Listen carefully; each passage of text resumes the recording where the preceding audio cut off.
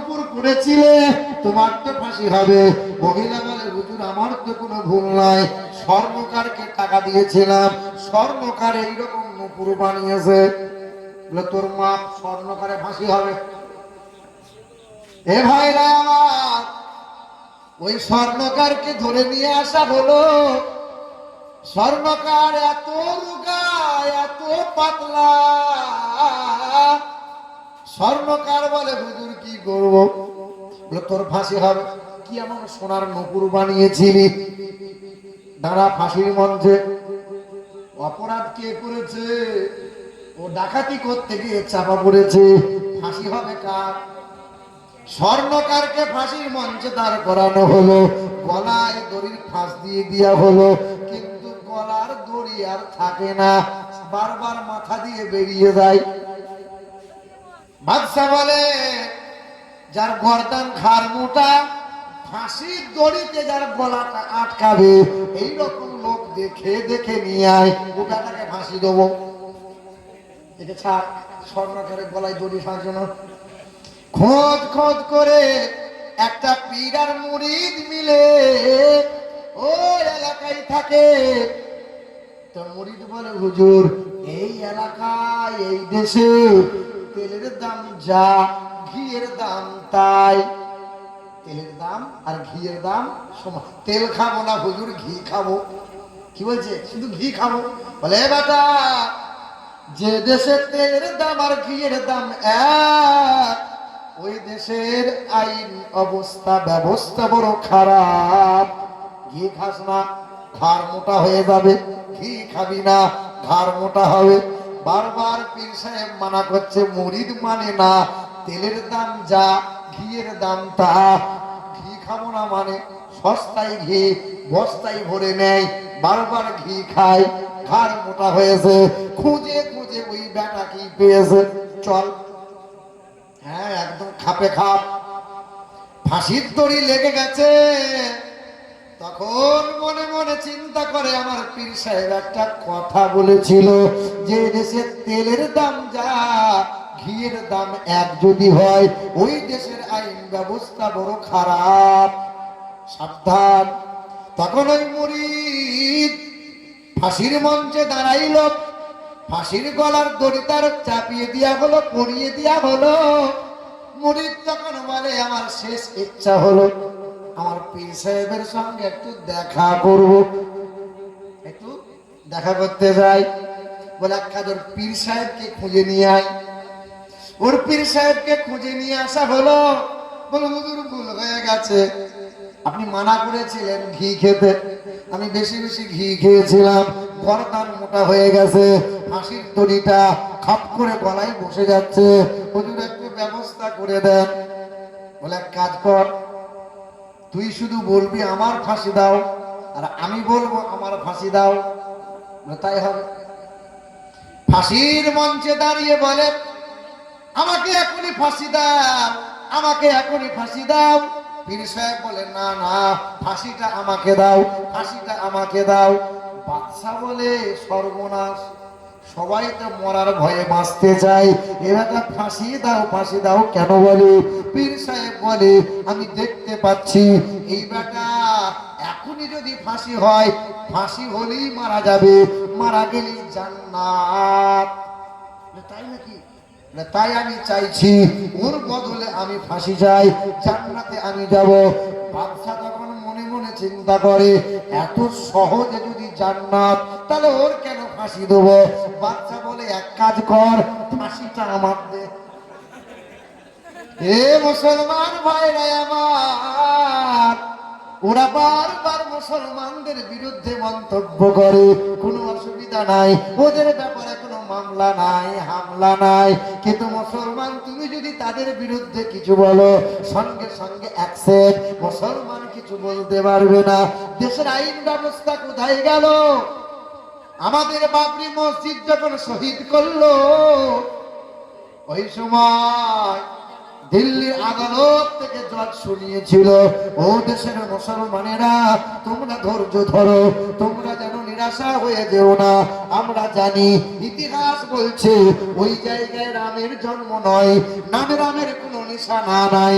তারপরে দেশের শান্তি শৃঙ্খলা সম্প্রীতি বজায় রাখার জন্য তোমাদের ওই জায়গাতে রাম মন্দির হবে, এটা দেশের আইন। এ ভাইরা আমার, মুসলমানদের একের পর এক কলিজায় আঘাত হলো, বাবরি মসজিদ কেড়ে নিল। আমরা সেই দিন বলেছিলাম সম্প্রীতি বজায় থাক, হিন্দু মুসলমান এক হয়ে বাঁচতে চাই। 3 তালাকের বিল পাস হলো, আমরা মুসলমানরা আন্দোলন করেছিলাম, আবার বললাম এক কাজ করো, হিন্দু মুসলমান সম্প্রীতি বজায় থাক। আবার ওরা করলো কি, একের পর এক মুসলমানদের আঘাত করে জ্ঞানবাপী মসজিদ থেকে বিভিন্ন মসজিদের উপরে আক্রমণ শুরু করলো। তারপরে ওয়াকফের বিল পাস করলো। এর আগে নূপুর শর্মা নবীর চরিত্র নিয়ে কটূক্তি করেছিল, আমরা বলেছিলাম ফাঁসি চাই, নূপুর শর্মার ফাঁসি চাই। হয়েছে ফাঁসি হয়েছে?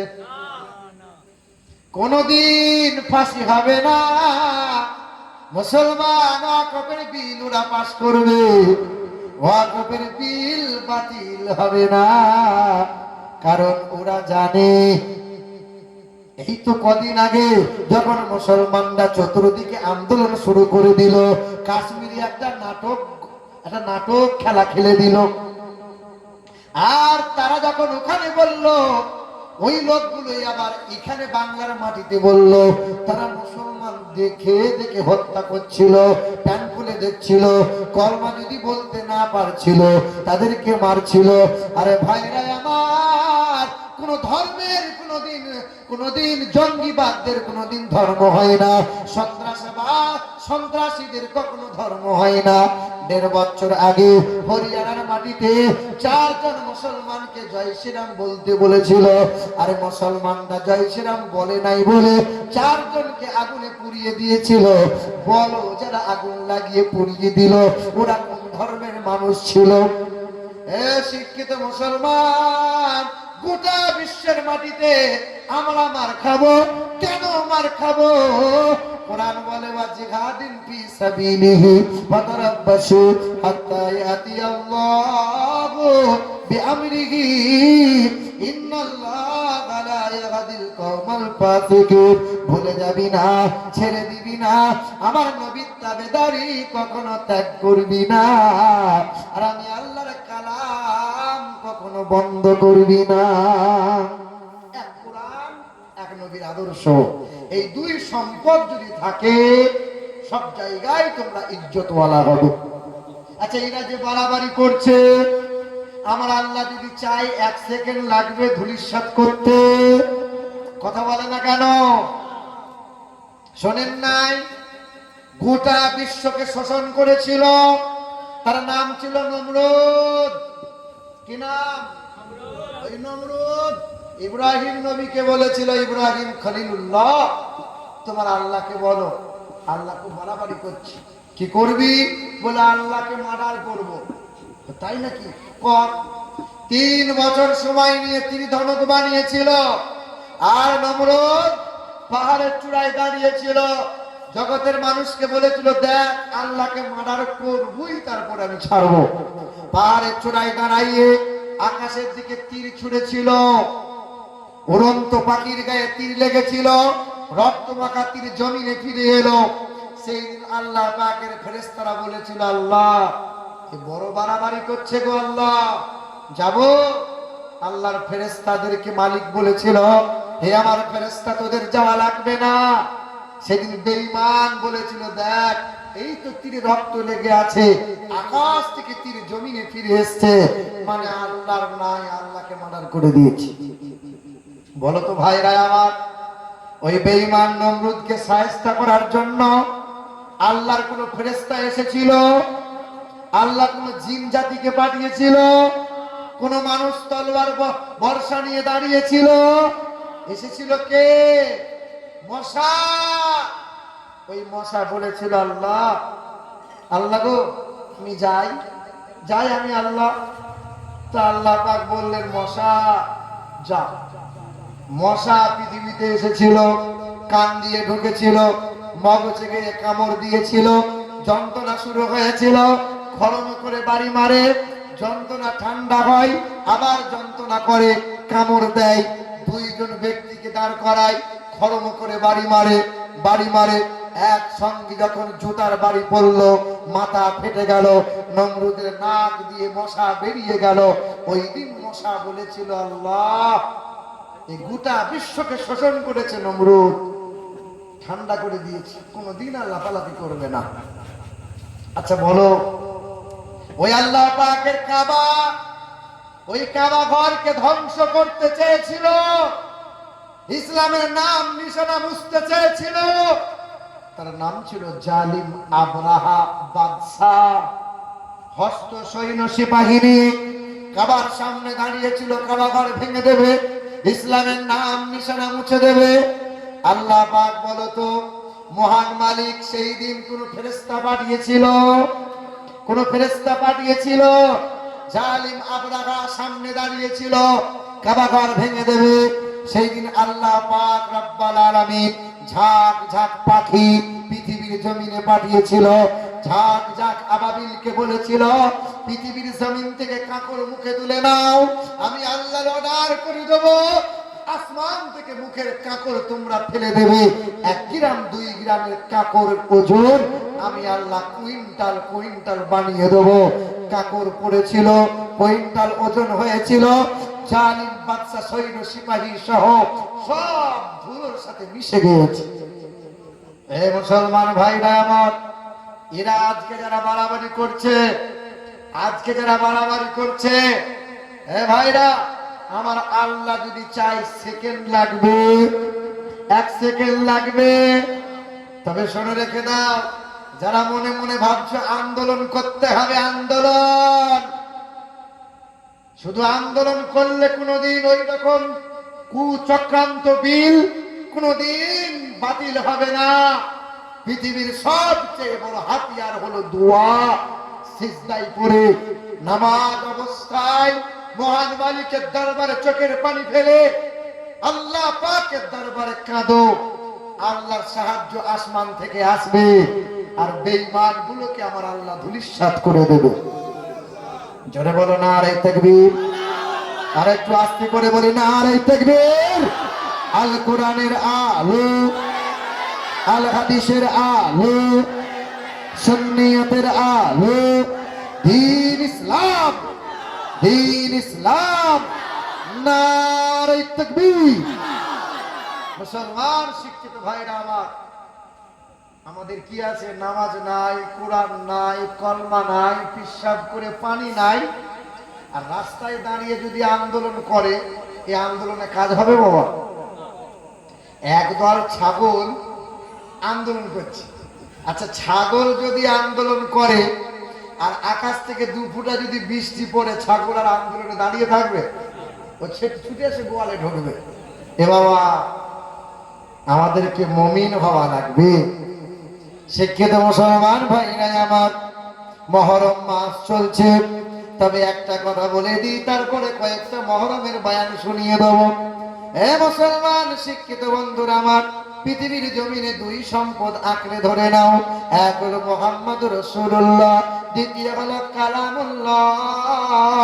যখন এই 2 সম্পদকে বুকে তুলে নেবে, আল্লাহ পাকের কালাম, এমন এক কোরআন, এমন এক কোরআন, যে কোরআন দেখলে সওয়াব পাওয়া যাবে, যে কোরআন ছুঁইলে সওয়াব পাওয়া যাবে, যে কোরআনটা পড়লে সওয়াব পাওয়া যায়, যে কোরআনটা শুনলে সওয়াব পাওয়া যায়, যে কোরআনে হাত বোলালে সওয়াব পাওয়া যায়, ওই কোরআনে চুমা দিলে সওয়াব পাওয়া যায়। ছোটরা কোরআন পড়ো, বড়রা কোরআন পড়ো, কোরআন দেখো, মা বোনেরা কোরআন পড়ো। এ মা, তোমরাও মনে রেখে দাও, তোমাদের মতো মা, বড় পীরের মা একজন মা, খাজা মঈনুদ্দিনের মা একজন মা, আমার মাও তো একজন মা। তোমাদের মতো কত মহিলা আছে, তারাও 2-3 সন্তানের মা।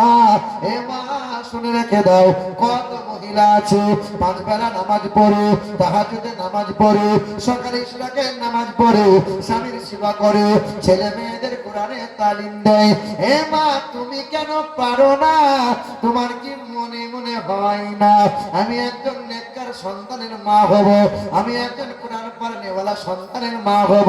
তবে এটা বলি, যুবকেরা ব্যবসা করো, চাকরি করো, চাষাবাদ করো, তবে শুনে রেখে দাও, তোমাদের মতো কত নওজোয়ান যুবক ছেলে ব্যবসা করে, 5 ওয়াক্ত নামাজ পড়ে, নবীর আদর্শে চলে। তোমাদের মতো কত নওজোয়ান যুবক ছেলে কলেজে লেখাপড়া করে, 5 ওয়াক্ত নামাজ পড়ে, সময় মতো কোরআন শরীফ পড়ে। এ মা, তুমি শুনে রেখে দাও, মাটি ভালো হলো, হ্যাঁ গাছ ভালো হয়, গাছ ভালো হলো ফল ফলনটা ভালো হয়। মা বাপ যদি নেককার হয়, তোমার এই সন্তানটা নেককার হবে। তুমি যদি রাত দিন সিরিয়াল দেখো, রাত দিন একটা সিনেমা দেখো, রাত দিন বেহায়ার মতো যদি চলো, বাপ আর মা যদি তুমি বেহায়া হয়ে যাও, সন্তানটা বেহায়া হয়ে যাবে। মা বাপ যদি নামাজ কোরআন পড়নেওয়ালা আদর্শবান হয়ে যাও, সন্তান কোরআন পড়নেওয়ালা হবে। আমার মতো হাফেজ সাহেব হতে বলি নাই, আমি এটা বলি নাই। আমার মতো হুজুর হয়ে যাও, আমি এটা বলতে আসি নাই। আমার মতো ওয়াজিন হয়ে যাও, আমি বলতে এসেছি তোমার ছেলেকে ডক্টর করাও, মাস্টার করাও, ইংলিশ মিডিয়ামে পড়াও, তবে কোরআন পড়নেওয়ালা সন্তান বানাও। ভূগোল পড়াও, ইতিহাস পড়াও, ইংলিশ পড়াও, সবার আগে কোরআন পড়াও। কোরআন, যে ছেলেটা কোরআন পড়নেওয়ালা হবে, ভবিষ্যৎ তো কোরআন থাকবে, তার বুকে কোরআন থাকবে। মা বাপ ইন্তেকাল হয়ে যাওয়ার পরে কবরে শুয়ে শুয়ে বাপ মা জান্নাতি মেওয়া পাবে, জান্নাতি হাওয়া পাবে, কারণ কোরআন পড়নেওয়ালা সন্তান আছে। এখানকার মা বোনরা তো অনেক ভালো, স্বামীর সেবা টিবা করে, স্বামীর গায়ে তেল পায়ে তেল দেয়, পর্দা সেলাই চলে। এখানকার মা বোনেরা তো অনেক ভালো, পর্দায় চলে, 5 ওয়াক্ত নামাজ পড়ে। কি গো, আমাদের বর্ধমান জেলার মেয়েরা একটু ফ্যাশনে চলে। এ ভাই রামা, বর্তমানে চিকিৎসা বিজ্ঞান বলছে যে পৃথিবীর জমিনে হার্ট অ্যাটাক করে অধিকাংশ পুরুষ মানুষ মারা যাচ্ছে। হার্ট অ্যাটাক করে কারা মারা যায় বেশি? কারা শুনেছেন যে ওই মহিলা হার্ট অ্যাটাক করে মারা গেল? কেন? তো মনোবিজ্ঞান বলছেন এই বিবিরা এত পরিমাণে স্বামীদেরকে মানসিক অত্যাচার পিসার দেয় যে অতি অল্প দিনে মানসিক ভাবে দুর্বল হয়ে এই মানুষ স্ট্রোক বা হার্ট অ্যাটাক করে মারা যায়। সারাদিন মেহনত করে বাড়িতে ঢুকবেন, আপনার বউ আপনাকে এমন একটা কথা বলে দেবে মনে হবে কলজে সেদ্ধ হয়ে গেল। বলো বলো। কিছুদিন আগে ওই আরামবাগে ওয়াজ করে বসে আছি, খাবার খাবো, আর একজন মহিলা আমার সামনে উকি ঝুঁকি মার। জিজ্ঞাসা করি, বোন আমার কি ব্যাপার? বলে, হুজুর একটা তাবিজ দেন তো। কিসের? বলে, আমার স্বামীকে বশ করবো। আমার স্বামীকে? তা আমার সামনে তার স্বামীর ব্যাপারে শুধু অভিযোগ করছে, আমার স্বামী এই, আমার স্বামী ওই, আমার স্বামী তাই। তা আমি মনে মনে চিন্তা করছি, আমার সামনে যদি স্বামীর বিরুদ্ধে এত অভিযোগ করে, ওর যে স্বামী হয়েছে তার কপাল কিভাবে যে জ্বলছে। দেখবেন যে সংসারে বিবিদের কথা কম হয়, ওই সংসারে স্বামীরা সুখী হয়। কি বলছে বলেন? আর যে ঘরে বিবিরাই ম্যানেজারি হয়, বিবিদের কথাই মানে 100 কথা সমান, এ বাবা, সেই ঘরে দেখবেন পুরুষরা কোনোদিন সুখী নয়। ভাইরা আমার, আমাকে ওই মহিলা বলছে, হুজুর তাবিজ দেন। আপনাদের এলাকায় দেখবেন কিছু কিছু মৌলভী সাহেব আছে তাবিজ দেয়, দেয় কি দেয় না? তেল পোড়া জল পোড়া তাবিজ তারা খুব করে, কিন্তু একবারও বলে না এই তাবিজটা না দিই বাবা রাসূলুল্লাহর এই তরিকা মতো চলো। এই যে আমার আগে ওয়াজ করছিলেন বাকিবুল্লাহ, বলছিলেন না সালাম দাও, সালাম সালাম। ওয়াজ ভুলে গেছেন বোধহয়।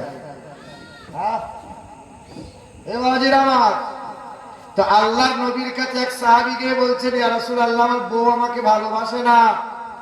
তো নবী বলছেন, তুমি তোমার বউকে ঘন ঘন সালাম দাও, আসসালামু আলাইকুম। আর বউ সে সালামের জবাব দেয় না।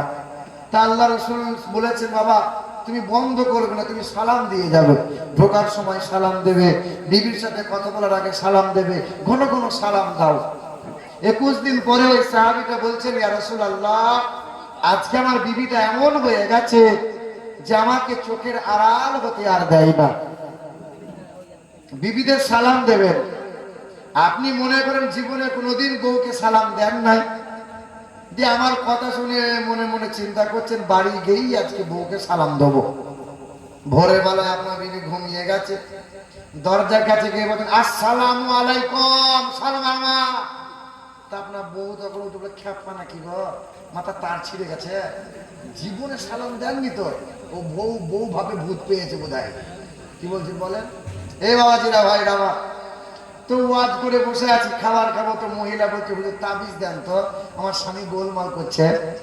আমি মনে মনে চিন্তা করছি কি তাবিজ দেবো, এর মুখ যদি বন্ধ করে দিই অটোমেটিক সুখ আসবে স্বামী স্ত্রী। কি গো, তাহলে মুখ বন্ধ করা তাবিজ নিতে হবে। তা তাবিজ কি দেবো, ঘরে একটা নতুন ক্যালেন্ডার ঝুলছিল, ওই ক্যালেন্ডারের কাগজ মোটা করে, মোটা হয়ে ছিঁড়ে দিয়ে কালো সুতোয় বেঁধে এরকম মোটা করে। তাই বললাম, বোন আমার, এ তাবিজ সাংঘাতিক তাবিজ, এ তাবিজ যেন জীবনে খুলবে না। ঠিক আছে, তো তুমি যখন, তোমার স্বামী যখন ঘরে ঢুকবে, ছুটে গিয়ে দরজার কাছে তুমি আগে বলবে আসসালামু আলাইকুম, সালাম দি। এই তাবিজটা দাঁতে করে টিপে ধরে থাকবে, কথা বলবে না। 40 দিন পরে বলছে আসসালামু আলাইকুম হুজুর। সালাম, কি ব্যাপার? হুজুর আপনি তো সাংঘাতিক পীর সাহেব। মানে কি করে বুঝলাম পীর সাহেব? মানে আমার স্বামী আর ঝগড়া করে না, মানে করবে কি করে, তো মুখ বন্ধ করে দিলাম। কথা বুঝতে পারেন না? মা বোনদের যদি মুখ বন্ধ হয় তো স্বামী স্ত্রী দুজনের সংসারে মিল মহব্বত আল্লাহ পাক বাড়িয়ে দেয়। হ্যাঁ মা বোনেরা, মায়েরা মনে মনে চিন্তা করছে ওলাউটো মৌলবীকে আর নিয়ে আসা হবে না। হ্যাঁ আমার মায়েরা, কোন মহিলার যদি 4 গুণ ভালো হয়, সবচেয়ে সহজ তো মহিলাদের, আল্লাহ সবচেয়ে বেশি মর্যাদা দিয়েছে মহিলাদের, দিয়েছেন না দেন নাই?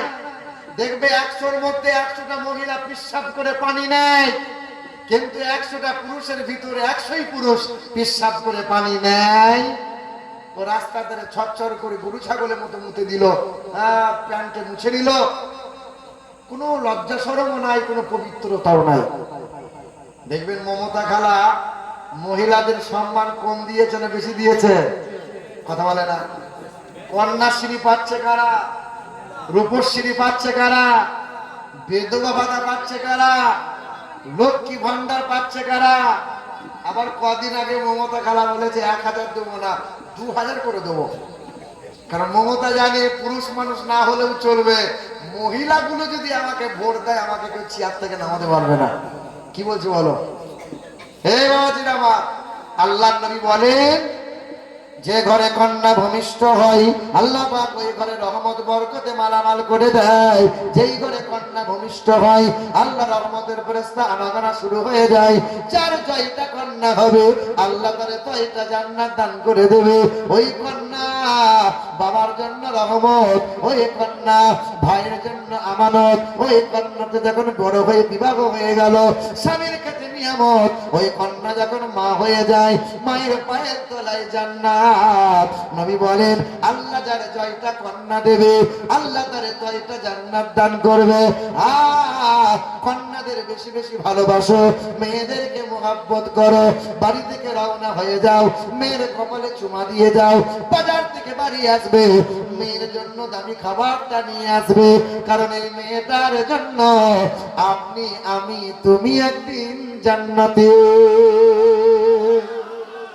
মুসলমান নওজোয়ান যুবকেরা, আল্লাহ পাকের কালাম, পুরুষ হও অথবা মহিলা, এই কোরআন পড়ো, কোরআনকে বুকে তুলে নাও। নেককার তুমি হও, ছেলে মেয়েগুলোকে নেককার বানিয়ে দাও। হে মুসলমান ভাইরা আমার, কোরআন রমজান মাসে নাজিল হয়েছে, তাই তো আমার আল্লাহ পাক 12 মাসের ভিতরে সবচেয়ে দামি মাস রমজান মাসকে বানিয়েছেন। আমার আল্লাহ পাক যে রাত্রিতে কোরআন নাজিল করেছেন লাইলাতুল কদরের রাত, আল্লাহ পাক কি বললেন? লাইলাতুল কদরের রাতে আমার আল্লাহ 83 বছর 6 মাস ইবাদত করলে যে সওয়াবটা পাওয়া যায়, এক লাইলাতুল কদরের রাত ইবাদত করলে আল্লাহ ওই সওয়াবটা দান করে দেয়। যে রাত্রিতে কোরআন নাজিল হলো ওই রাতের মর্যাদা সবচেয়ে বেশি বাড়িয়ে দিল। হে মুসলমান, আল্লাহ পাক তোমার জন্য আমার জন্য কোরআন দিয়েছে। আমি তুমি যদি কোরআন বুকে নিতে পারি, কোরআন পড়তে পারি, কোরআন ছুঁইতে পারি, আমার আল্লাহ আমার তোমার মর্যাদা সবচেয়ে বাড়িয়ে দেবে।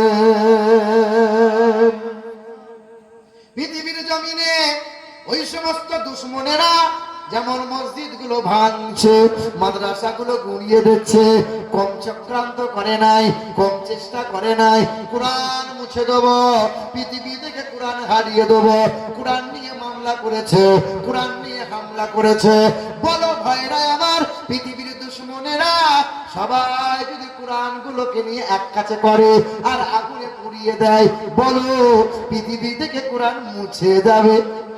এই কোরআন সব যদি বস্তায় ভরে ভরে ওই নদীতে ভাসিয়ে দেওয়া হয়, পৃথিবী থেকে কোরআন হারিয়ে যাবে।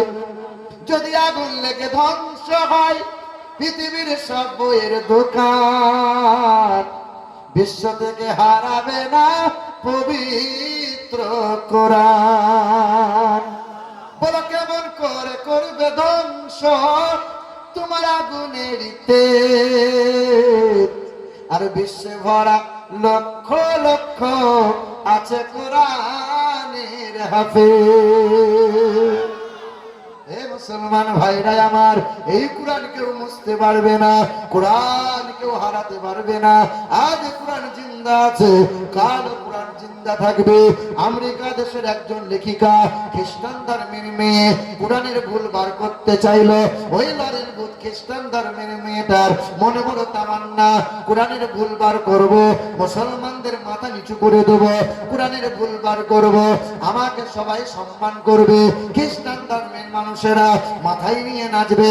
ওই খ্রিস্টান ধর্মের মেয়েটা সাংবাদিক সম্মেলনে দাঁড়িয়েছিল, বাম হাতে করে কোরআন তুলে বলেছিল কোরআনে ভুল বার করব, মুসলমানরা কোরআন নিয়ে গর্ব করে।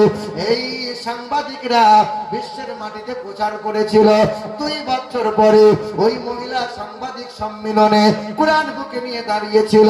সাংবাদিকরা প্রশ্ন করে জিজ্ঞাসা করলো, ও ম্যাডাম, কোরআনের কোন জায়গায় ভুল পেলে বলো? লরেন বুথ লেখিকা বলেছিল, এই কোরআনটা পড়লাম, তবে এই কোরআনটা পড়লাম, 5 বার পড়লাম, মনে মনে হলো না না, রিসার্চ করলাম, কোরআনে কোনো ভুল পেলাম না, তবে ভাবলাম আর কোরআন পড়বো না, কোরআন পড়বো না। পৃথিবীতে কত গান শুনি, কত গান জানি, একবার 20 বার পড়া হয় আর ভালো লাগে না। পৃথিবীর কত কবিতা একবার 10 বার পড়া হয় আর ভালো লাগে না। কোরআন এমন একটা কিতাব, 2 বছরে এই কোরআনটা 52 বার আমি তেলাওয়াত করে দিলাম। ওই লরেন বুথ লেখিকা বলেছিল, এই কোরআন পড়লাম, কোরআন শরীফে 86,430টা বাক্য, এই কোরআনে 3,23,671টা অক্ষর আছে। কোরআন পড়ার পরে কোরআন বুকে নিয়েছিল, চিৎকার করে বলেছিল কালেমা লা ইলাহা ইল্লাল্লাহু মুহাম্মাদুর রাসূলুল্লাহ। এই কোরআন পড়লো, কোরআন পড়ে মাথায় কাপড় নিল, 5 ওয়াক্ত নামাজি হয়ে গেল, তাহাজ্জুদের নামাজ পড়ে আর হারাম খাই না, হারামের সঙ্গে উঠা বসা করে না। এ যুবক নওজোয়ান ভাইরা, নামাজ পড়ছো তবে হারাম কেন খাচ্ছ? কোরআন, তুমি তো মুসলমান, তুমি তো নবীর উম্মত, ষষ্ঠ জাতি তুমি, তোমার জন্য নবী আজও কাঁদছে, তোমার জন্য হাসরের ময়দানে নবী কাল কাঁদবে। তুমি যদি হারাম খাও, তুমি যদি হারাম খাও, না না ভাইরা আমার, আমার নবী কষ্ট পাবে, কাল দয়ার নবী তোমার থেকে মুখ ফিরিয়ে নেবে। আমার গ্রামে একজন মসজিদ কমিটি সম্পর্কে আমার চাচা হয়। জুম্মার দিন ছিল, এইদিকে জুম্মার দিন নামাজ পড়তে ঢুকবো, একদম মসজিদের পাশাপাশি বাড়ি, তো চোখ গেছে, নজর গেছে, চাচা কি করে? তখন দাড়িটা চেঁচে একদম প্লেন করেছে, বিরাসে করে নিয়ে চুলে লাগাচ্ছে। বলে বাপ চুলে রং করছি। আমি 72 বছর বয়সে এখন চুলে রং করছো, কি ব্যাপার? বলে বাপ তুই জানিস আমার বয়স এখন 72, তোর চাচি জানে 72, ওই পাড়ার ভাবিরা কি জানে যে আমি এখন বুড়ো হয়েছি? উপরে সাদা হতে পারে, ভেতরে সব মাল কাঁচা, তাই চুলে একটু রং করছি। খাস করে এটা মনে রাখতে হবে, মসজিদ কমিটির যারা আছেন, মসজিদ কমিটি আল্লাহ পাকের দয়াতে আপনি আছেন, ওই ঘরের দায়িত্ব আপনার হাতে। এটা আল্লাহ পাকের মেহেরবান। আল্লাহ পাক আপনাকে এই দায়িত্ব দেওয়ার জন্য বেছে নিয়েছেন। ইন্নামা ইয়ামুরু মাসাজিদাল্লাহ মান আমানা বিল্লাহি ওয়াল ইয়াউমিল আখির। আল্লাহ পাক আপনাকে বেছে নিয়েছে, আপনি আল্লাহর পিয়ারা বান্দা। মসজিদ কমিটি যারা হবেন, আমার চাচা হন আর বাপ হন আর যেই হন, এক, হারাম খাবেন না, ছেলের বিয়েতে পণ নেবেন না। দুই, আপনার বিবিকে পর্দা সেলাই রাখবেন, বিবিকে দিয়ে হারাম সুদের কারবার করাবেন না, বন্ধনের লোন আনাবেন না, বেহায়ার মতো বিবিকে নিয়ে ঘোরাফেরা করা যাবে না। অর্থাৎ নিজেকে সংযত হতে হবে, আপনার বিবি এবং বাচ্চাদেরকে সংযত করা লাগবে। জি, আমার গাঁয়ের বদর আলী সুদের টাকায় ধনী, সাদা চুলে কালি লাগায় শয়তানের খনি। মানে আমার গ্রামের কথা বলছিলাম। আমার গাঁয়ের বদর আলী সুদের টাকায় ধনী, সাদা চুলে কালি লাগায় শয়তানের খনি। নামাজ রোজার ধারে ধারে না মাথায় রাখে টুপি, আজও আমার হয়নি জানা মানুষ কত রূপী। জুম্মাবারের মুসল্লি সে সামনে গিয়ে বসে, আর তসবিহ হাতে মনে মনে টাকার হিসেব কষে। দেখবেন গোটা রোজার মাসে রোজা নাই, রমজান মাসে খবর নাই, ঈদের দিনে মানুষ সামনে কাতারে বসে রয়। ইমাম সাহেব তাকিয়ে দেখে সর্বনাশ, এ তো মানুষ লয়, তো ফেরেশতা। নামাজ বাদ বলছে, হুজুর একবার বুকটা দেন তো, একবার দেন তো বুকটা একবার। এরকম করে বুক মিলাচ্ছে, তো মৌলবী বলছে ছাড় বাপ ছাড়, পাঁচর ভেঙে যাবে ছাড়। বলে হুজুর বছরে একবার পেয়েছি, একটা পাঁচর ভাঙলে অসুবিধা নাই। বলো বলো এ ভাইরা আমার, আমার সোনার টুকরো বন্ধুরা আমার, যারা সুদের কারবার করছো, লটারির আসরে বসছো, যারা 2 নম্বরি টাকা পয়সা রুজি রোজগার করছো, যারা মানুষের হক নষ্ট করে করে খাচ্ছ, যতই নামাজ পড়ো বাপ। আমার আগের বক্তা মানে জাকির বললেন না, জাকির সাহেব কি বললেন? দাড়ি রাখো, দাড়ি রাখো। দাড়ি তোমার, দাড়ি ছিল রবি ঠাকুরের 1.5 হাত দাড়ি। কোন ঠাকুরের? রবি ঠাকুরের 1.5 হাত দাড়ি। টুপি পরেছিল নেতাজি সুভাষচন্দ্র, এখনো টুপি পড়ছে আন্না হাজারে। টুপি পরলে আর গালে দাড়ি রাখলি আল্লাহ হওয়া যায় না, আল্লাহ পাওয়া যায় না। আপনার গ্রামে একটা ছেলে সারাদিন রোজগার করে 2000 টাকা, সন্ধ্যাবেলা যখন হয় জুয়ার আসরে বসে 3000 টাকা মোটামুটি ব্যয় করে বাড়ি ফিরে আসে। ছেলে রোজগার করতে ভালো জানে, বাঁচাতে বাঁচাতে দাড়ি রাখতে পেরেছে ভালো, মাথায় টুপি দেয়, 5 ওয়াক্ত নামাজ পড়ে, কিন্তু তার নামাজ বেঁচে নাই। তার নামাজ সে নিজে শেষ করেছে। মসজিদ থেকে বেরিয়ে পড়ে নিন্দা করে, সুদের কারবার করে, বউকে দিয়ে বন্ধনের লোন আনাই, হক মেরে মেরে খাই, ভাইয়ের হক মেরে খাই, চাচার হক মেরে খাই, পাড়া প্রতিবেশীর সাথে আপনার 2 নম্বরি করে হক মেরে মেরে রোজগার করে নিয়ে আসা ব্যক্তিটা যতই চোখের পানি ফেলুক, আল্লাহর দরবারে কবুল হবে না। আমার এলাকার একজন ব্যক্তির নাম বলি। আমার এলাকার এক ভদ্রলোক হাজী সাহেব হয়েছে হাল ফেলে। বড় ভাই সাদাসিধে মানুষ, বড় ভাইয়ের সম্পত্তি লুট করে নিয়ে বাপের গায়ে হাত বুলিয়ে ডাক্তারখানা যাওয়ার নাম করে রেজিস্ট্রি অফিসে গিয়ে সব সম্পত্তি নিজের নামে লিখে দিয়েছে। নিজের নামে লিখে নিয়ে দিয়ে পরের বছরে হজ করে চলে এসছে, বড় একটা তসবিহ নিয়ে আর বড় একটা জুব্বা পরে বসে সুবহানাল্লাহ সুবহানাল্লাহ। ফেরেস্তা বলছে তোকে আছিলা করে ছিলবো, তুই একবার আয়। তোর সুবহানাল্লাহ 12 পদ্ম ভাই, তুই একবার আয়। বলো বলো, হায় হায় হায়, জান্নাত পড়ে আছে নাকি? বলছে শুধু লম্বা দাড়ি রেখে দাও আর টুপি রেখে দাও, ফুট করে জান্নাত। নানির বাড়ির গোয়াল ঘর জান্নাত। মুসলমান ভাইরা আমার, কষ্ট নিয়েন না, দুঃখ নেবেন না। আল্লাহর কোরআন বলে ইয়া আইয়ুহাল্লাযীনা আমানু, হে আমার ঈমানদার বান্দা যারা, তোমরা বাঁচো, কু আনফুসাকুম ওয়া আহলিকুম নারা, নিজেরা জাহান্নামের আগুন থেকে বাঁচো, বিবিকে বাঁচাও, ছেলে মেয়েদেরকে বাঁচাও। নিজে কোরআন পড়ো, ছেলে মেয়েদেরকে কোরআনের তালিম দাও।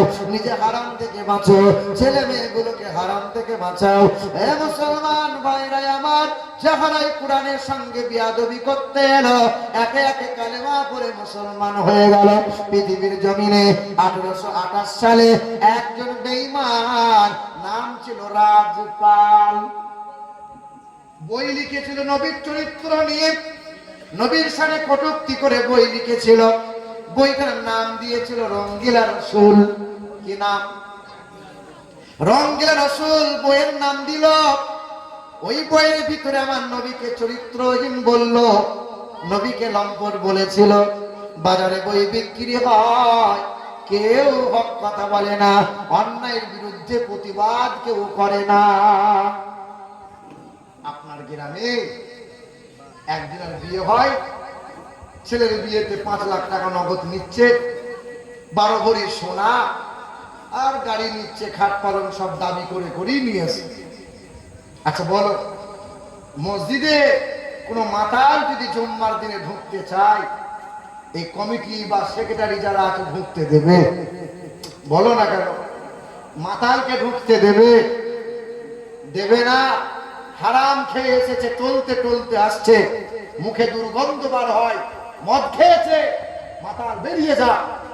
কিন্তু যে ছেলের বিয়েতে মোটা টাকা পণ নিল, সে তো শুয়োরের পায়খানা খেলো, সে তো হারাম খেলো। যে সুদের কারবার করে সেটা হারাম খাওয়া। এই হারাম খোররা মসজিদে আসে, তাতে কোনো অসুবিধা নাই। কিন্তু মাতাল যদি মসজিদে ঢুকে যায়, তাকে ঢুকতে দেওয়া হয়। এটা যেমন হারাম, ওইগুলোও তো হারাম। বলো বাপ, কবে ত্যাগ হবে? কবে ছাড়বে? কবে হক কথা বলবেন?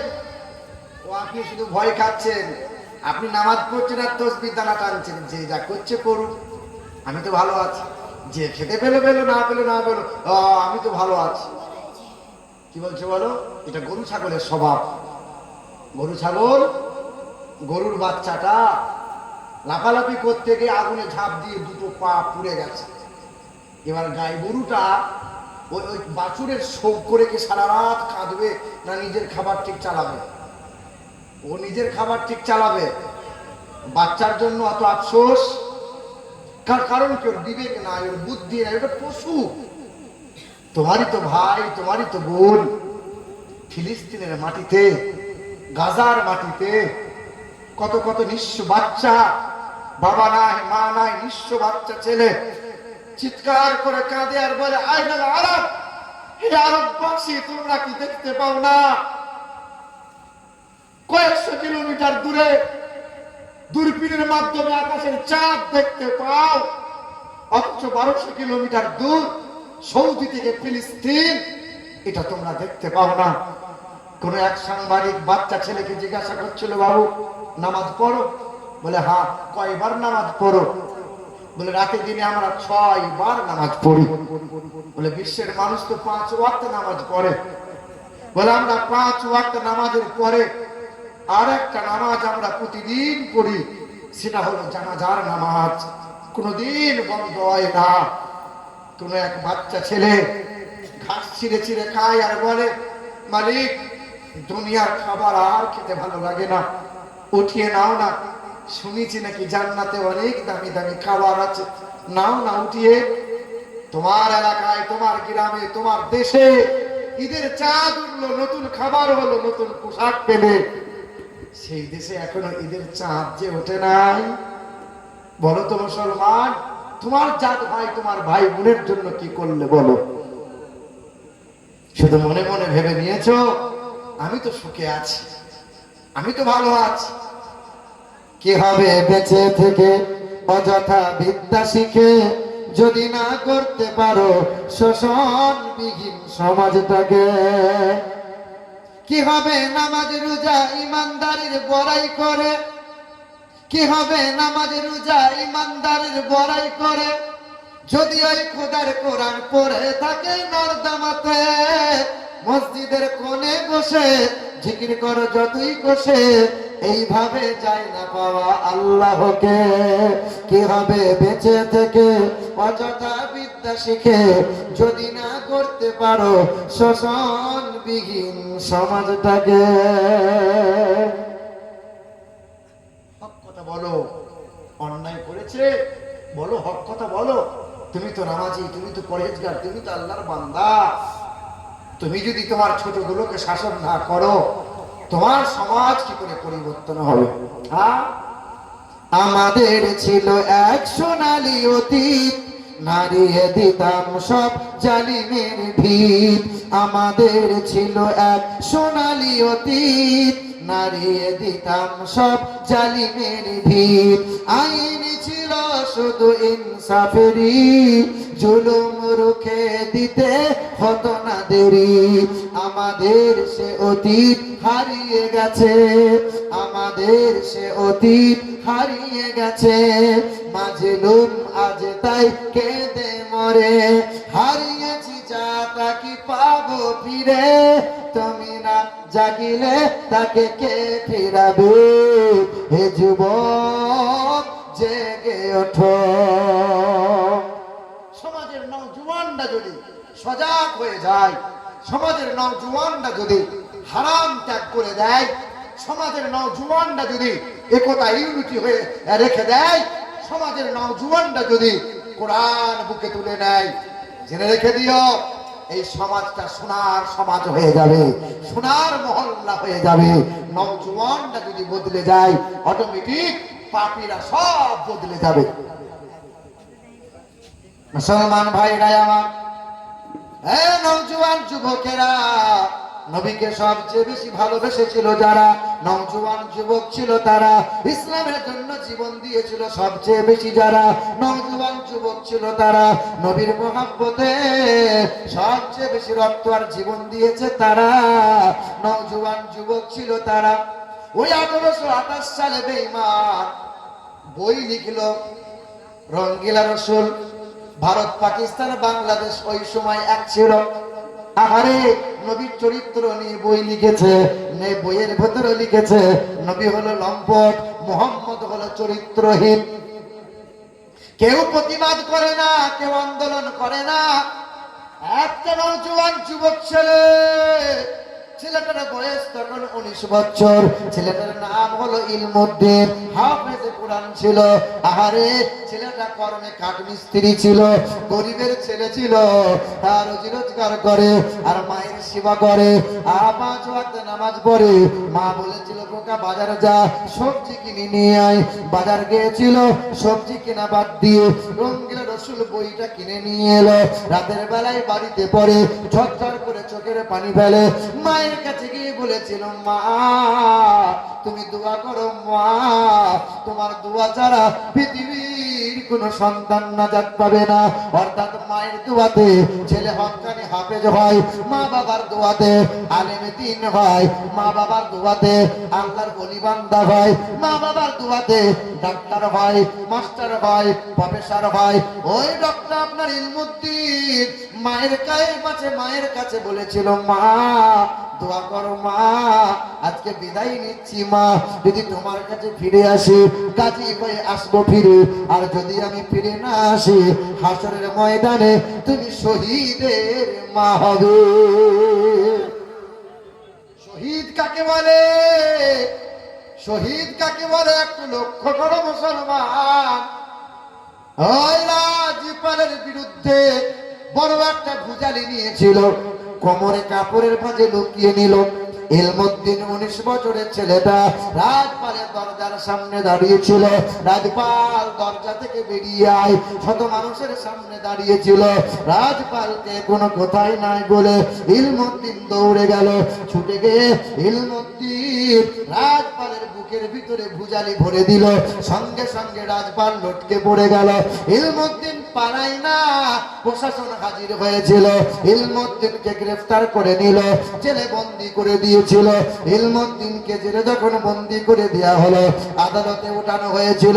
জজ প্রশ্ন করেছিল, ইলমুদ্দিন বলো বলো, রাজপালকে কেন হত্যা করলে বলো। ইলমুদ্দিন 19 বছরের ছেলে বলেছিল, আমার নবীর চরিত্র নিয়ে কেউ কটূক্তি করবে, নবীর চরিত্র নিয়ে কেউ কলম চালাবে না, না পৃথিবীর মানুষ মেনে নিতে পারে, আমি ইলমুদ্দিন আমি কখনোই মেনে নিতে পারবো না। আমি ইলমুদ্দিন স্বইচ্ছায় স্বজ্ঞানে বেঈমান রাজপালকে হত্যা করেছি। জজ কি করেছিল? ইলমুদ্দিনের বিরুদ্ধে কলম চালিয়েছিল। আরে ইলমুদ্দিনের ফাঁসির অর্ডার দিয়েছিল। লাখ মুসলমানদের কলিজায় কষ্ট হয়েছিল। আরে 19 বছরের ছেলেটার ফাঁসি হবে। ইলমুদ্দিনকে ফাঁসির মঞ্চে দাঁড় করানো হয়েছিল। ইলমুদ্দিন বলেছিল, শেষ তামান্না ভালো খাবার নয়, ভালো পোশাক নয়, শেষ তামান্না হলো একটা, সেটা হলো আল্লাহর কালাম নিয়ে আসো, ওই কুরআনটা চুমা দেবো। ইলমুদ্দিন ফাঁসির মঞ্চে কুরআন চুমা দিয়ে দাঁড়িয়ে গেল। কালো কাপড়টা পরিয়ে দেওয়া হলো, ইলমুদ্দিনের চেহারা ঢাকা দেওয়া হলো, গলায় দড়িতে ফাঁস দিয়ে দেওয়া হলো। জাল্লাদের হাতে সময় হয়ে গেল, যেমন দড়িতে টান দিয়ে দেওয়া হলো। ইলমুদ্দিনের চেহারা ঝুলে গেল। আল্লাহর বান্দাটা ইন্তেকাল হয়ে গেল। লাশ বাড়ি নিয়ে যাওয়া হলো, গোসল দেওয়া হলো, সাদা কাপড়টা পরানো হয়, কর্পূর লাগানো হয়, খুশবু দেওয়া হয়, চোখে সুরমা লাগিয়ে দেওয়া হয়। লাখ লাখ মানুষের জামায়াত হয়ে যায়। সবার চোখের পানি পড়েছিল, সবাই দোয়া করেছিল, আল্লাহ ইলমুদ্দিনের কবরটা জান্নাতের বাগান বানিয়ে দাও। ইলমুদ্দিনের জানাজা হয়ে গেল। আল্লামা ইকবাল হায়াতে ওই সময় ছিল। জানাজা হয়ে গেল, কবরস্থ হয়ে গেল, সবাই একে একে বাড়ি চলে গেল। 1 মাস কেটে গেল, 2 মাস কেটে গেল, 3 মাস যেতে না যেতে শহীদ যারা হয় তারা কোনোদিন মরে না, শহীদ যারা হয় তাদের কোনোদিন মৃত্যু হয় না। আল্লাহর এই বান্দাটা নবীর মহব্বতে ইসলামের জন্য ইন্তেকাল হয়েছে, কবরবাসী হয়ে গেল। 3 মাস পার হয়ে গেল, সরকারের হুকুম হয়েছিল, প্রশাসন দাঁড়িয়ে গেল, কবরের পাশে দাঁড়িয়ে গিয়েছিল, হুকুম হয়ে গেল কবর খনন করা হয়। ওই কবর থেকে লাশ যখন তোলানো হয়, 3 মাস পরে দেখে ওই লাশের কাফন ময়লা হয় নাই, চেহারাগুলো পচে যায় নাই, চামড়াগুলো খসে যায় নাই। আল্লাহর বান্দার বুকে কোরআন ছিল, আল্লাহর বান্দার বুকে নবীর প্রেম ছিল। আহারে শহীদ হয়েছিল ইসলামের জন্য। তাই তো আমার আল্লাহ পাক তার চেহারা দিয়ে এখনো জান্নাতের খুশবু বার করিয়ে দেয়। বলে সুবহানাল্লাহ। মুসলমান শহীদ যারা হয় কোনদিন তারা মরে না। এবার এ সোনার টুকরো বন্ধুরা, আমার নবীর জামানায় সর্বপ্রথম যিনি শহীদ হয়েছিলেন ইসলামের জন্য, কাহারও জানা আছে সেই ব্যক্তির নাম কি? এই দিকে বলেন না কেন? ইসলামে না, না ইসলামে নবীজির জামানায় সর্বপ্রথমে শহীদ হয়েছিল, তিনি পুরুষ ছিলেন না, তিনি একজন মহিলা ছিলেন। তার নাম ছিল হযরতে সুমাইয়া রাদিয়াল্লাহু তাআলা আনহা। ইসলাম এমনি আসে নাই, কোরআন এমনি পাও নাই বন্ধু, শুনে রেখে দাও। মা সুমাইয়া কালেমা পড়েছিল, নবীকে প্রেম করেছিল।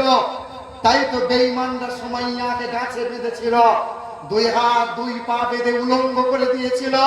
মা সুমাইয়া ওই দিন বলেছিল, যা করবি করে নে, কালেমা ত্যাগ করবো না, নবীর ভালোবাসা কম হবে না। মা সুমাইয়াকে জমিনে চিৎ করে শুইয়েছিল, ডান হাত ডান পা রশিতে বেঁধেছিল, বাম হাত বাম পা অপর রশিতে বেঁধেছিল। সেদিন বেঈমানের দল বড় একটা বর্ষা নিয়ে লজ্জা স্থানে ভরে দিয়েছিল। ভেতরকার নারী বুড়ি মাংস ছিঁড়ে বার করে নিয়েছিল।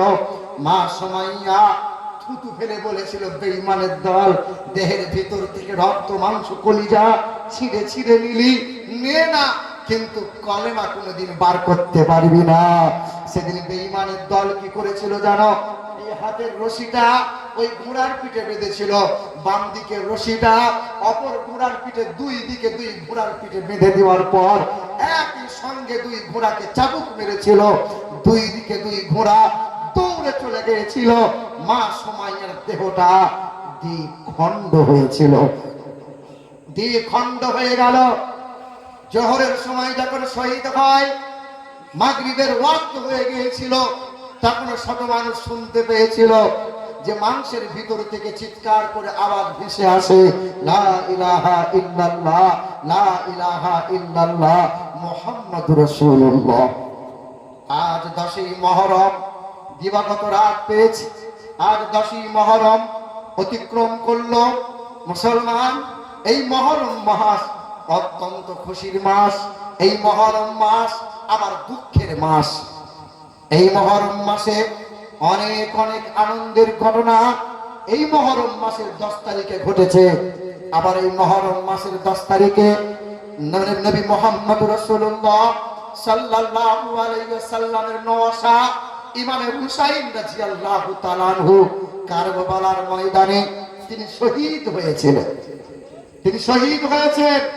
আল্লাহর নবী বলেন, ইন্নাল হাসান আল হুসাইন সাইয়্যিদুশ শাবাবি আহলিল জান্নাহ। আমার হাসান হুসাইন হলো জান্নাতের সরদার, জান্নাতের সম্রাট।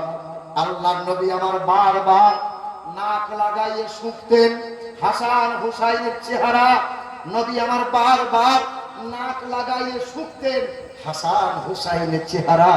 সাহাবায়ে কেরাম জিজ্ঞাসা করতেন, ইয়া রাসূলুল্লাহ, আপনি বারবার হাসান হুসাইনের চেহারা কেন নাক লাগাইয়ে বারবার আপনি শোকেন? সেদিন আল্লাহ রাসূল আমার বলেছিলেন, আমার হাসান হুসাইনের চেহারা দিয়ে জান্নাতের খুশবু পাওয়া যায়, তাই তো আমি হাসান হুসাইনের চেহারা বারবার আমি শুঁকতে থাকি, জান্নাতের সুগন্ধ পাই। বলো সুবহানাল্লাহ। এ মুসলমান শিক্ষিত বন্ধুরা আমার, ইমাম হুসাইন রাদিয়াল্লাহু তাআলা আনহু যখন তিনি মদিনায় রয়েছেন, শত শত চিঠি এসেছিল কুফা থেকে।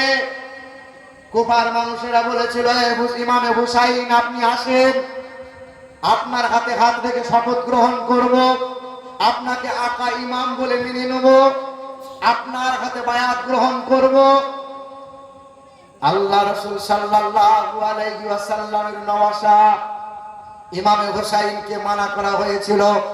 মুরব্বী সাহাবায়ে কিরামগণ বলেছিলেন, আপনি বিশ্বাস করিয়েন না, ওই কুফার জামে মসজিদে মাওলায়ে আলীকে শহীদ করা হয়েছে।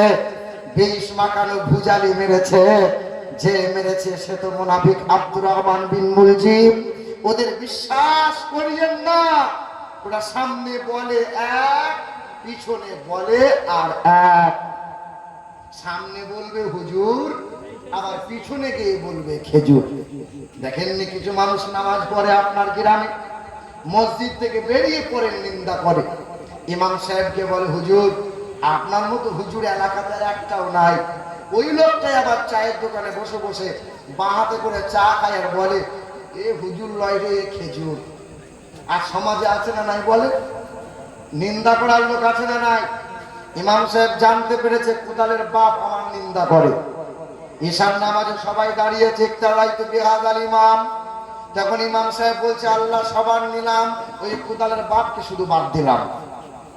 বাবাজিরা ভাইরা আমার, ইমাম সাহেবদের বিরোধিতা করবেন না, নিন্দা কারো করবেন না। শিক্ষিত মুসলমান, ইমামে হুসাইন রাদিয়াল্লাহু তাআলা আনহু তিনি মদিনা থেকে মক্কায় যাবেন। মদিনা থেকে মক্কা 430 কিলোমিটার রাস্তা। মদিনা থেকে মক্কায় যাওয়ার আগে নানা জানের রওজা মুবারকের জালি ধরে তিনি কান্না করেছিলেন। কি বলেছিলেন? ও গো দয়ার নানা জান, ও গো সরওয়ারে মদিনা, ও গো দয়ার নানা জান ওগো সরওয়ারে মদিনা আপনার হোসাইন হয়েছে ওই কারবালায় রওয়ানা ওগো দয়ার নানা জান ওগো সরওয়ারে মদিনা আপনার হুসাইন হয়েছে ওই কারবালায় রওয়ানা আখিরি সালাম লওনানা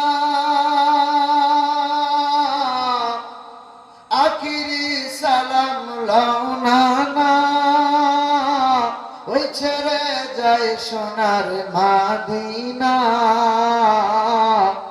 প্রাণ ভরে দেখে নাও নানা প্রাণ ভরে দেখে নাও নানা দেখা যে আর হবে না ওগো দয়ার নানা জান ওগো সরওয়ারে মদিনা আপনার হুসাইন হয়েছে কারবালায় রওয়ানা বড় ভাইজান ইমাম হাসান ছিল আমার জানের জান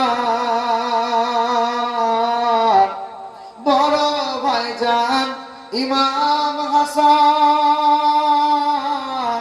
ছিল আমার জানের জান সে যে চলে গিয়েছে একা আর ভালো লাগে না ওগো দয়ার নানা জান ওগো সরওয়ারে মদিনা আল্লাহুম্মা সাল্লি আলা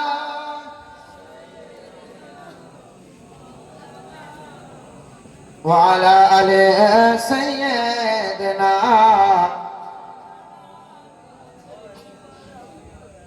মুসলমান শিক্ষিত ভাইরা আমার আমি আপনাদের যেটা বলতে চাইছিলাম যে ইমাম হুসাইন রাদিয়াল্লাহু তাআলা আনহু যাই হোক ইনশাআল্লাহ দোয়া হয়ে যাবে ইমাম হুসাইন রাদিয়াল্লাহু তাআলা আনহু কারবালার ময়দানে গিয়েছিলেন হক না হক হক বাতিল ন্যায় অন্যায় এই ব্যবধান অর্থাৎ এজিদ যে ছিল সে কুকর্মে লিপ্ত ছিল মাতাল ছিল শরাব পান করত নারীবাদী ছিল ঢোল বাজনা করত রং তামাশায় মগ্ন ছিল দাড়ি চাষত ফাসিক ছিল বেনামাজি ছিল যত রকমের নোংরা কাজ এজিদ ছিল আমরা মুসলমান বলে দাবিদার কিন্তু অধিকাংশই দেখা যায় এজিদের আদর্শ নিয়ে ঘুরে বেড়াচ্ছে ইমামে হুসাইন রাদিয়াল্লাহু তাআলা আনহু বাতিলকে প্রশ্রয় দেবেন না তাই ন্যায়ের পথে তিনি থেকে কারবালার ময়দানে নিজে এবং তার পরিবার পরিজন সহচর নিয়ে কারবালার ময়দানে তিনি শহীদ হয়েছিলেন ইসলামকে জিন্দা করেছেন আমাদের জন্য ইসলামকে সহজ করে দিয়ে গেছে মুসলমান ভাইরা আমার সোনার টুকরো বন্ধুরা পৃথিবীর জমিনে আমরাও যদি হকের পথে থাকতে পারি আমরা যদি ন্যায়ের পথে থাকতে পারি আমরা যদি রাসূলুল্লাহর সুন্নতের উপর থাকতে পারি নবীর তাবেদারি যদি করে চলতে পারি আমাদেরকে বেঈমানের কাছে মাথা নিচু করতে হবে না বেঈমানের কাছে অপদস্থ আমাদেরকে হওয়া লাগবে না এক মুহাম্মদুর রাসূলুল্লাহ দ্বিতীয় হলো কালামুল্লাহ এই দুই সম্পদকে বুকে আঁকড়ে ধরো ইহকালে নাজাত পাবে পরকালে আল্লাহ পাক আমাদেরকে কল্যাণ ও কামিয়াবি দান করবে ওয়া আখিরু দাওয়ানা আলহামদুলিল্লাহি রাব্বিল আলামিন সকলে একবার সূরা ফাতিহা তিনবার কুল হু পড়েন আর দরুদ শরীফ একবার পড়েন বিসমিল্লাহির রহমানির রহিম আলহামদুলিল্লাহি রাব্বিল আলামিন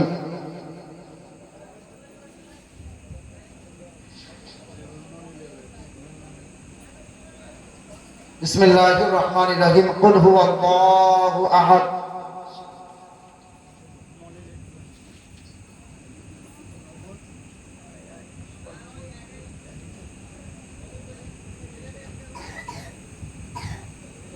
اللهم صل على محمد وعلى آل محمد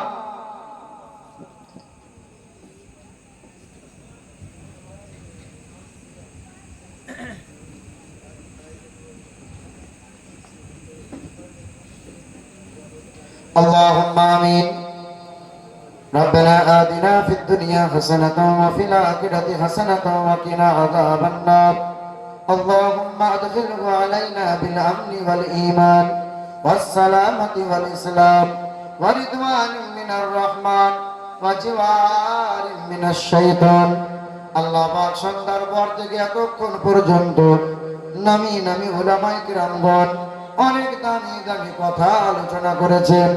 আল্লাহ পাক রব্বুল আলামিন আমিও কম বেশি কোরআন এবং হাদিস থেকে আহলে বাইতের গুণগান করতে যাচ্ছিলাম। যাই হোক, আল্লাহ পাক রব্বুল আলামিন যত নেক নেক মূল্যবান কথা আলোচনা করেছেন গো আল্লাহ, এর সবগুলো দুজাহানের বাদশা নবী মুহাম্মদ রাসূলুল্লাহ সাল্লাল্লাহু আলাইহি ওয়াসাল্লাম